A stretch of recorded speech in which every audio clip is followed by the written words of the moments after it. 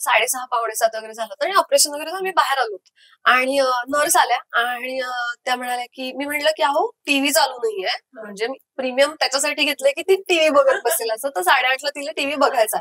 तर त्या म्हणाल्या हो मी आणते रिमोट, म्हणून त्या गेल्या आणि त्या परत आल्या आणि त्या अगं तू श्री ना, आणि त्यांनी पप्पी घेतली गालावर. अहो तुम्ही इथे काय करताय? म्हणलं माझी आई येईल, आता तुम्ही बघा. आईची अशी काळजी घेता ना तुमच्या, आणि माझी आई अशी फुल इतकी धुमसून धुमसून रडत होती ती. म्हणलं अगं आपलं काय चाललंय, आपण बेड वरत आणि तुझं काय चाललंय. नमस्कार, मी मधुरा शिधे आणि कलाकृती मुळ्यात तुम्हा सगळ्यांचं मनापासून स्वागत आहे. मी आली तुमच्या सगळ्यांची लाडकी मालिका अबीर गुलालच्या सेटवर आणि माझ्या बरोबर तुमच्या सगळ्यांची लाडकी श्री आहे, म्हणजेच पायल जाधव. हाय. नमस्कार. नमस्कार, कशी आहे? मी मस्त मजेत. आणि खूप छान दिसतेस. बरोबर, तर साडी आता तुला अशी ती एकदम सवय झाली असेल ना आता लग्नाचा सीन तो झाल्यापासून. मला साड्या हा प्रकारच खूप आवडतो, त्यामुळे मी अतिशय कम्फर्टेबल आणि मला आवडतंय. क्या बात. मला सांग कसा चालू आहे आजचा दिवस आणि शूट आणि सगळं कसं चालू आहे? मला सगळं की नुकतंच तुम्हालाही काहीतरी कळलंय, सो एक ते सगळं सांभाळून आता आजचा दिवस कसा चाललाय? छान चालू आहे, म्हणजे बरोबर आहे तू म्हणालीस तसं 2 दिवसांपूर्वीच कळालं आम्हाला की मालिका आता संपतीये, पण एनर्जी तीच आहे सेटवरती. तो दिवस गेला आमचा थोडा असा, पण आपण म्हणतो ना शेवटपर्यंत ते डिलिव्हर करणं हे आपलं काम आहे. त्यामुळे चालू आहे आता पुढचा ड्रामा काय आहे आणि काय नाही याची आमची पण एक्साइटमेंट आहे, त्यामुळे चालू आहे छान. क्या बात.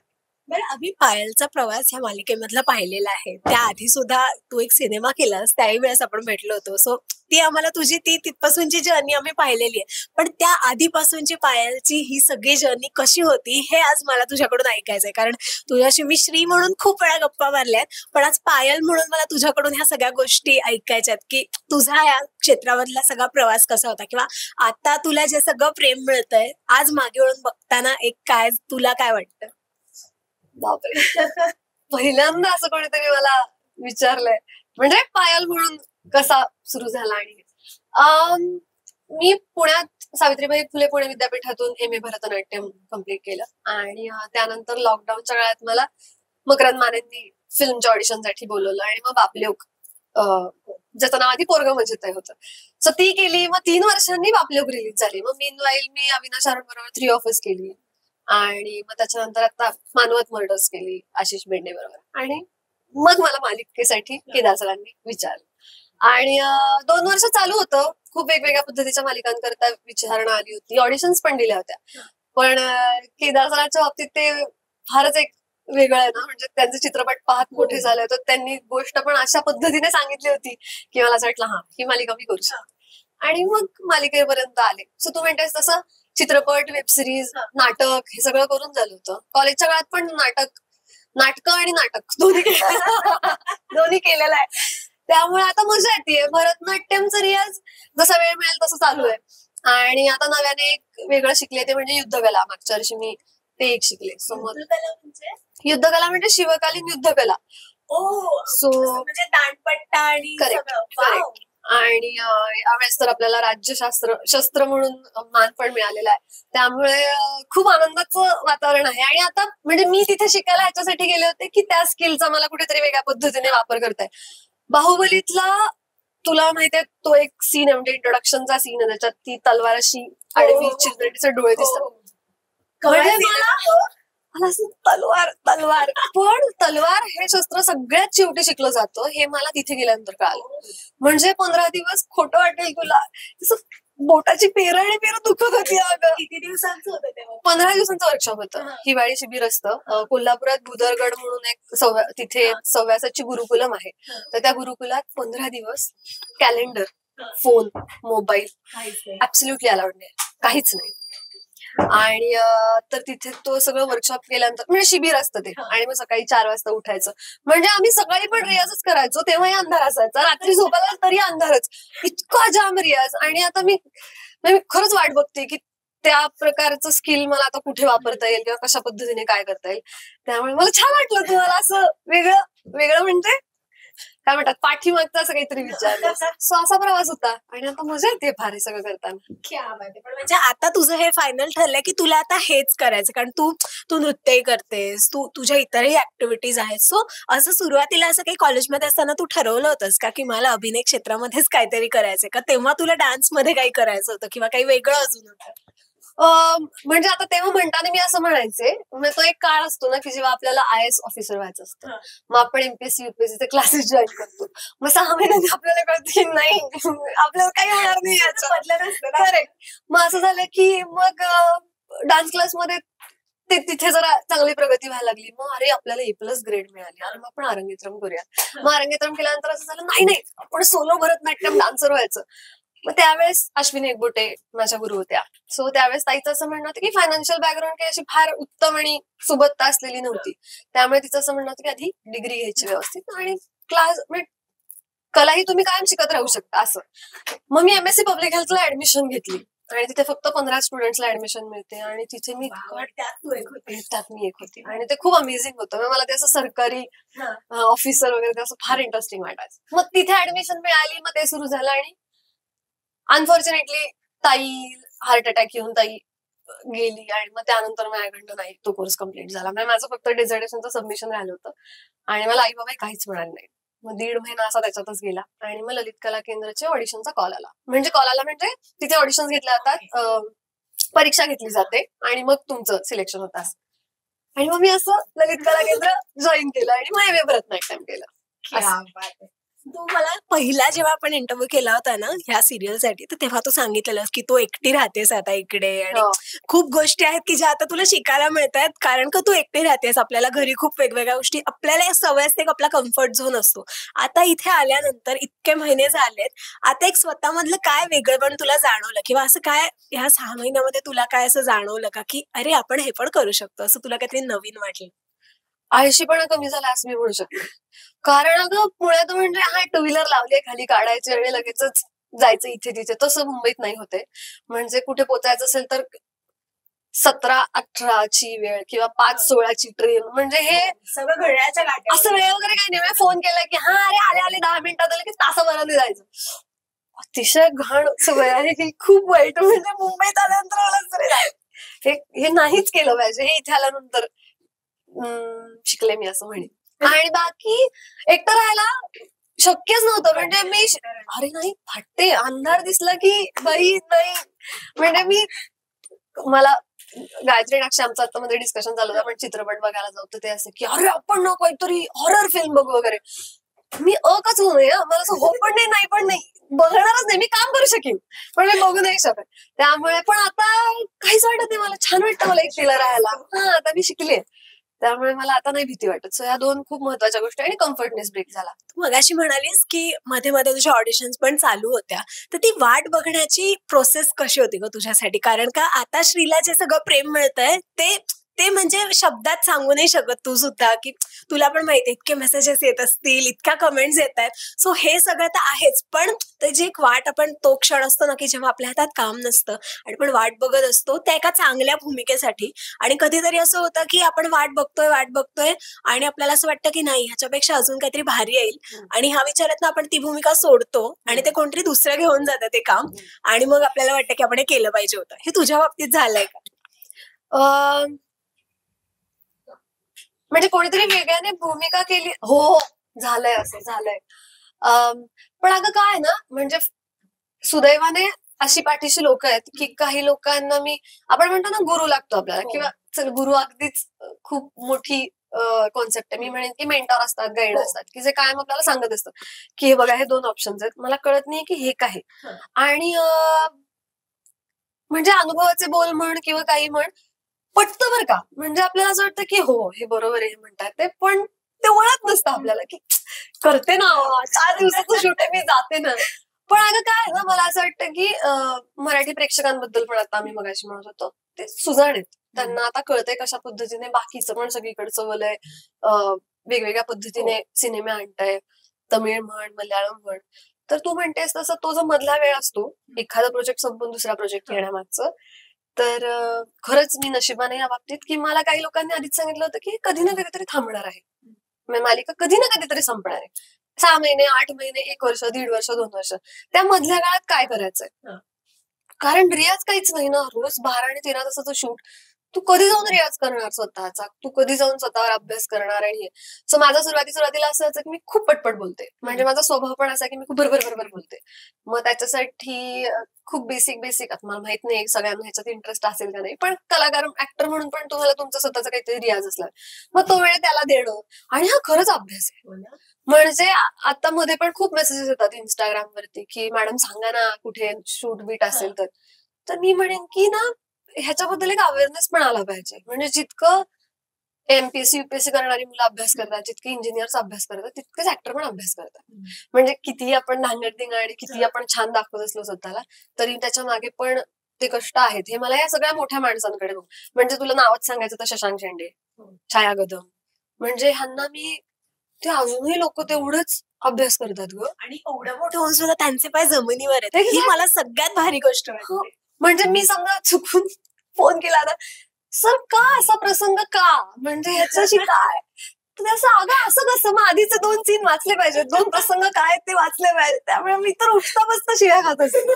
म्हणजे मध्ये तर ते जो स्पीड लागतो माझ्या बोलण्याला, त्याच्यासाठी मला त्यांनी ते श्लोक दिला, मी म्हणलं 9 श्लोक होते त्याच्यात. मला म्हणाले हे पाठ करायचं आणि हे म्हणत राहायचं महिन्याभरात. तो श्लोक तर पाठ करायचं 2-2 ओळी येत. तुला माहितीये आता वर्ष होतील मला फक्त पहिल्या 2 ओळी पाठ. काय सांगितलं? हो, नाही ते सोपं नाहीये, ते पण करावं लागतं. उर्मिला निंबाळकर की कोणत्या शब्दावरती भर दिला पाहिजे आणि करेक्ट खूप भरकटतो आपण, पण उर्मिला निंबाळकर नावाची इन्फ्लुएन्सर आहे पुण्याची, मला ती भयंकर कमाल मुलगी. तिने ना एक स्टोरी टाकली होती ज्याच्यात तिने असं म्हणलं होतं की आनंदी राहण्यासाठी कष्ट घ्यावे लागतात. आणि हे इतकं खरं आहे, मला खरंच ते मनापासून पटलं. म्हणजे मला मुंबईत यायचं तर मला आळशीपणा कमी करायला लागेल, मला स्वतः सगळ्या गोष्टी मॅनेज करायला लागतील, मला आजारी पडायचं नसेल तर मला, आणि मग हे सगळं येऊन त्या आनंदाशी येतं की ओके मला असं वाटतं की मी वेळेत आले, मी 5 मिनिटं आधी आले, मग माझा वेळेत मेकअप होणार आहे, मग मी वेळेत सीन वाचणार, हे सगळं इतकं कमाल आहे. सो हे एक्सप्लोर करते मी. बॅक टू तुझा प्रश्न हाच होता मला तुला थांबावंच नाही वाटलं, इतकं छान तू त्या फ्लो मध्ये बोलत होतीस की मला तोडायची इच्छा नाही झाली. खूप छान प्रश्न विचारते ती, म्हणजे नाहीतर असं जन्मात्मक असं वाटलं मग भूमिका कशी आहे, असं तू एकदम वेगळं विचारलं, मला असं छान वाटलं. थँक्यू. मला सांग घरच्यांची कशी आहे एक रिॲक्शन, कारण का आपण श्री म्हणून बोललो ज्या वेळेला त्यावेळेला मला हे विचारायचं होतं, पण मी पण ठरवत की अच्छा ओके आपण पुढच्या वेळेस विचारू, पण मला ऐकायचं होतं की घरचे अर्थात खुश असतील, पण त्यांना सुद्धा अनेक जण विचारत असतील की ही तुमची मुलगी ना, किंवा ना कधी कधी असं असतं की आपल्यामुळे कधी कधी आपल्या आई वडिलांना ओळखतात ना, हे ना जगातलं सगळ्यात भारी फिलिंग असतं आणि त्यांना पण हे खूप छान वाटत असणार आहे. मालिकेच्या संदर्भात म्हणशील तर आता 1-2 महिन्यांपूर्वी म्हणजे आई ऍडमिट होती पुण्यात, तर तिथे मी गेले होते, जशी सुट्टी मिळेल तसं मी जाऊन आले होते. तर तिथे अर्थात ते आईला असं कौतुक असतं ना, माझी मुलगी ना कलर्स मराठी अबीर गुलाल मध्ये काम. तर 6:30-7:45 वगैरे झालं होतं आणि ऑपरेशन वगैरे झालं, मी बाहेर आलो आणि नर्स आल्या आणि त्या म्हणाल्या की, मी म्हणलं की अहो टीव्ही चालू नाहीये, म्हणजे मी प्रीमियम त्याच्यासाठी घेतलंय की ती टीव्ही बघत बसेल असं, तर 8:30ला तिला टीव्ही बघायचा. तर त्या म्हणाल्या हो मी आणते रिमोट, म्हणून त्या गेल्या आणि त्या परत आल्या आणि त्याच्या अगं तू श्री ना, आणि त्यांनी पप्पी घेतली गालावर. अहो तुम्ही इथे काय करताय, म्हणलं माझी आई येईल आता तुम्ही बघा. आईची अशी काळजी घेता ना तुमच्या, आणि माझी आई अशी फुलं इतकी धुमसून रडत होती ती. म्हणलं अगं आपलं काय चाललंय, आपण बेडवर आणि तुझं काय चाललंय. सो तिच्यासाठी ते फार गमत होतं. आणि दुसरा एक किस्सा, मालिका जेव्हा मी भरतनाट्यम करत होते, आता हा खूप वेगळा किस्सा आहे, मी तुला सांगेन. मी असं ठरवलं होतं कधीतरी इंटरव्ह्यू मध्ये सांगायचं. मला आठवतंय मी ग्रॅज्युएशनच्या लास्ट इयरला होते आणि नाही ललित कला केंद्रामध्ये होते मी सेकंड इयरला. तर मी अरुंधती पटवर्धन ताई आहे तिच्याबरोबर तुका म्हणे नावाचा एक कार्यक्रम केला होता. म्हणजे अशा बॅकग्राऊंड मधून येणाऱ्या मुला मुलींसाठी कला किंवा सगळ्यांसाठीच कला कशी महत्वाची ठरू शकते किंवा काय कमाल होऊ शकते जर तुम्ही कला शिकण्याचा प्रयत्न करत असाल, त्याचं असं एक उदाहरण म्हणून सांग. तर माझे बाबा एका शाळेत काम करतात शिपाई म्हणून, तर त्यांनी ना तर कमिटी मेंबर्स असतात ना, तर आमच्याकडे दांडेकर सर म्हणून एक होते आणि त्यांच्या मिसेस तिथे आल्या होत्या कार्यक्रम बघायला. तर तुका म्हणे या कार्यक्रमात अरुंधती ते आणि मी आम्ही दोघीच पूर्ण 1 तासाचा तो कार्यक्रम होता, ज्याच्यात तुकाराम महाराजांचं असं खूप मोठा छान कार्यक्रम होता. तो कार्यक्रम झाला, ते आल्या आणि मला म्हणे, तू गणपतची मुलगी ना? मी म्हणलं हो. आणि त्या निघून गेल्या. छान झालं काहीच नाही, त्या इतक्या अशा होत्या. आणि मग मी पण विसरून गेले. नंतर दुसऱ्या दिवशी बाबा आले, सॉरी पप्पा आले आणि पप्पा मला म्हणाले की हे 500 रुपये दिले दांडेकर बाईंनी. म्हणलं का? म्हणे की अरे गणपत तुझी मुलगी तिथे, मला मला कळेच नव्हती भरतनाट्यम आणि तिथे त्यांना इतकं भारी वाटत होतं. म्हणजे तू विचार कर, एक कुठली तरी गोष्ट तुम्ही तुमच्या शिक्षणातनं तुम्ही अशी ब्रेक करू शकता ना, की ती तुम्हाला एका वेगळ्या लेवलला नेऊन ठेवते. त्यामुळे प्रत्येकाने काही ना काहीतरी, शिक्षण तर महत्वाचंच आहे, नो डाऊट. म्हणजे आता कोण कुठल्या बॅकग्राऊंड मध्ये ते, कोणाचा कुठला स्ट्रगल आहे, कारण प्रत्येक स्तरावरती प्रत्येकाचा स्ट्रगल वेगळा असतो. हो, अगं म्हणजे मी माझ्या सगळ्या बहीण भावंडांना किंवा गावाकडच्या सगळ्या लोकांना म्हणते, काहीतरी गाणं शिका, गाणं ऐका, डान्स शिका, रांगोळ्या काढायला शिका, म्हणजे काहीतरी शिका.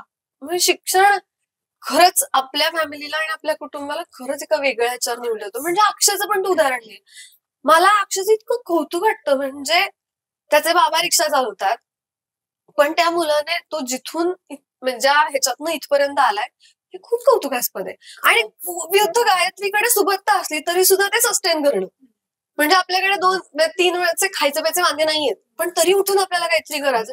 काय कमाल माणसं आहे ती. त्यामुळे मला असं खूप बरं वाटलं. आणि आता रिसेंट छायाताई, ती ज्या पद्धतीने फोटोशूट करते, छाया तू काय करते, ती खरंच इन्स्पिरेशन आहे ग.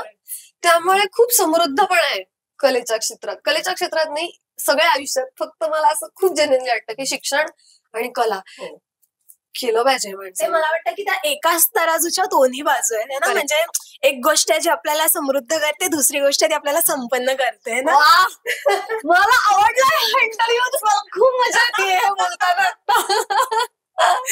क्या बात आहे यार. आणि त्या दोन्ही गोष्टी तुझ्याकडे आहेत, त्याच्यामुळे मला असं वाटतं की ही भूमिका तर आहेच, पण ह्याच्या व्यतिरिक्त अजूनही तुझ्या पुढच्या ज्या सगळ्या भविष्यातल्या भूमिका येतील त्या सुद्धा तू तितक्याच छान पद्धतीने तू पेलू शकशील असं मला वाटतंय. आणि आता मालिका संपते, पण एक म्हणतो ना की जिथे एक शेवट होतो तिथे एक नवी सुरुवात पण असते.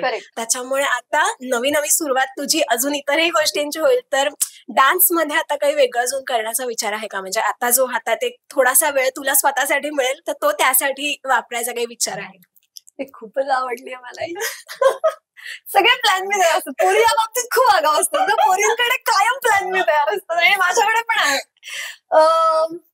2-3 वर्षांपूर्वी म्हणजे लॉकडाऊन मध्ये मी एक Kanhu, in search of Kanhu नावाचं एक प्रोडक्शन केलं होतं. तर काय आहे, आपल्याकडे छत्रपती शिवाजी महाराजांचे सावत्र भाऊ म्हणजे व्यंकोजी राजे आणि त्यांचं ते सगळे लोक आहेत, त्यांनी सरफोजी राजे, ह्या सगळ्यांनी खूप मराठी रचना लिहिल्या होत्या. तर ना असं एक फॅसिनेशन असतं ना, कारण छत्रपती शिवाजी महाराज हे म्हणजे त्याच्या पलीकडे काहीच.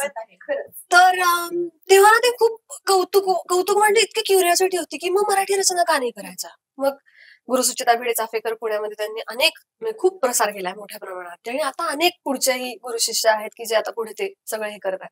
तर त्या काळात मी महाराष्ट्र मंडळ कॅनडाचं, त्यांना मी एक प्रोजेक्ट सबमिट केला होता की मला हे तुमच्या इथे येऊन करायला आवडेल. तर त्याच्यामध्ये आम्ही काय केलं होतं, भरतनाट्यमचाच हे ठेवला होता. सो फॉर्मॅट भरतनाट्यम, सादरीकरण भरतनाट्यमचं असणार, पण त्याच्यात महाराष्ट्रीयन फोक संगीत असणार. म्हणजे आपण त्या सगळ्या रचना त्याच्यात बांधणार, संगीतबद्ध करणार, आणि वाद्य पण ती असणार. मग त्याच्यात दिमडी असणार, मग त्याच्यात संबळ असणार. आणि दुर्गेश काळे नावाचा माझा मित्र आहे, त्याने मुंबई विद्यापीठातून BA केलेलं आहे लोकसंगीतात. तर आम्हाला असं झालं, आणि ते एक असतं ना आपल्या नवीन आपण जग बदलणार. मग ते प्रोडक्शन आम्ही असं करून पाठवलं, आणि असं झालं की नाही, ज्यांनी इंटरनॅशनली ट्रॅव्हल केलं त्यांनाच तिकडे यायला अलाउड आहे, कारण लॉकडाऊनच्या नंतरचा काळ होता कोरोनामुळे. आणि मग ते बारगळलं, आणि ते म्हणाले की तुम्ही जर इंटरनॅशनल ट्रॅव्हल केलं असेल तरच तुम्ही आले. ते इथून महाराष्ट्राच्या बाहेरच 2 वेळा गेले इंटरनॅशनल कधी ट्रॅव्हल करायला. मग ते बारगळलं. मग समर्थ असं मला मिळाला की मग आपण वारीत जाऊन का नको ट्राय करायला. आम्ही एक असा एवढूसा स्पीकर, आणि जिथे असं वाटेल की आपण जाऊन करूयात का, मग 2-3 मित्रमैत्रिणींना फोन की अरे आम्ही इथे येऊन परफॉर्म करू शकतो, आणि मग असे परफॉर्म करायला गेलो. आणि आम्ही त्यावर्षी 7 ठिकाणी वेगवेगळे प्रयोग केले. आणि मग आम्हाला खूप नव्याने गोष्टी कळायला लागल्या की संत ज्ञानोबांनी लिहिलेले खूप कमी अभंग आहेत, आणि खूप एक इंटरेस्टिंग गोष्ट आता ती मी नाही सांगणार, आता मी ती कंट्रोल करते जरा, म्हणजे पुढच्या वेळेस तू इंटरव्ह्यू मध्ये मला विचारशील काय, तर त्याच्यावरती मग आता आम्ही डॉक्युमेंटरी करतो आणि मग ते एक प्रोडक्शन आम्हाला वेगवेगळ्या ठिकाणी अजून पुन्हा किती जास्तीत जास्त लोकांपर्यंत ते पोहोचवता येईल याचा प्रयत्न आहे. मग त्याच्यात तालमी सुरू होतील, मग त्याच्यात अजून नव्याने काय करू शकतो काय नाही असं काहीतरी करायचं डोक्यात आहे. खूप भारी यार, मला खूप मस्त वाटलं ऐकून. म्हणजे हल्ली आणि हा वारसा ना मला वाटतं की खरंच जपला पाहिजे. तू जसं आता म्हणालीस की खूप कमी गोष्टी लोकांना माहिती आहेत, मला इतकं भारी वाटलं की आजच्या काळातली एक मुलगी जी ह्या सगळ्या गोष्टी लोकांपर्यंत पोहोचवू पाहते. किती भारी गोष्ट आहे ही. खूप छान वाटलं मला ऐकून. थँक्यू. मला खरंच खूप छान वाटलं, हिने इतके छान छान प्रश्न विचारले, खरंच मजा आली. थँक्यू. आणि मला पण खूप छान वाटलं, कारण का पायल म्हणून मला तुझ्याबद्दलच्या खूप गोष्टी कळल्या ज्या प्रेक्षकांपर्यंत पोहोचवता येणार आहेत आज. आणि आय एम शुअर की त्यांना सुद्धा खूप आवडेल हे सगळं ऐकताना, कारण आपण एक म्हणतो ना की कलाकारापलीकडचा माणूस कसा आहे हे आपल्याला बरेचदा त्या भूमिकेत आपण जेव्हा फक्त त्याविषयी बोलतो ना आपल्याला नाही समजत, जेव्हा आपण त्याच्या व्यतिरिक्त जाऊन बोलतो तेव्हा कळतं. मला खूप छान वाटलं, खूप मज्जा आली. आणि आय डॅम शुअर की आता पुन्हा तू नवीन भूमिकांमधून येशील आणि तुझ्या नाटकाची तालीम लवकरात लवकर चालू होऊ दे. आणि पुन्हा एकदा आम्हाला बघायचंय तुला अजून छान छान अशाच वेगवेगळ्या भूमिकांमध्ये, आणि तुझी नवी प्रोजेक्ट येतील तेव्हा आपली पुन्हा भेट होईलच. हे आता मी कन्फर्म धरणार आहे की आता मला प्रत्येक वेळेस मी स्वतःहून करणार आहे. प्लीज ये, छान छान प्रश्न विचार. छान छान म्हणजे तुला कळतं ना मला काय म्हणायचं, की जिथे कलाकार म्हणून लोकांपर्यंत पोहोचता येईल की अच्छा ओके मग पायल नक्की काय करते किंवा तिचा काय अप्रोच आहे याच्या मागचा, कारण तसंही स्क्रीनवर सगळे बघतच असतात.